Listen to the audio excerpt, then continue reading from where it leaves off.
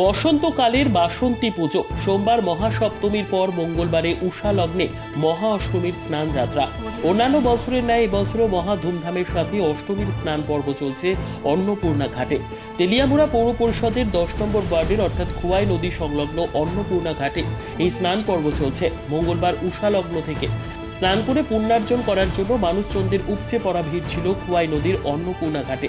মেলা বাড়ার সাথে সাথে মানুষজনদেরও ভিড় বাড়তে থাকে খোয়াই নদীর ঘাটে। এ যেন এক জমজমাট অষ্টমীর স্নান পর্ব। এদিনে নদীর ঘাটে অনেক পুণ্যার্থী তাদের পূর্বপুরুষদের উদ্দেশ্যে তিল জলও দান করে। এই অষ্টমীর স্নান পর্বকে কেন্দ্র করে একদিন মেলাও অনুষ্ঠিত হয় কবি নজরুল বিদ্যাভবন দ্বাদশ শ্রেণী স্কুল মাঠে।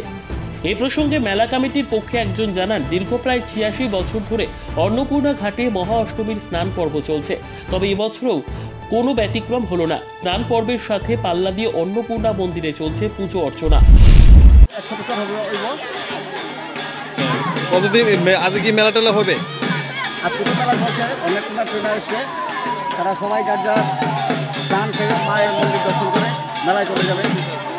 স্নানের মেলা নিয়ে কি বলবেন? এই আমরা স্নানের মেলাটা এটা অনেকদিন পুরানো, এটা আগেও চলে এসে এখনো চলছে। হ্যাঁ, আমরা যতদিন থাকবো ততদিন মেলাটা চলবে। আমরা যে পরের জন্য যারা আছে তারা মেলাটা চালিয়ে যাবে। ঠিক আছে। নিজস্ব প্রতিনিধির রিপোর্ট, দুরন্ত টিভি।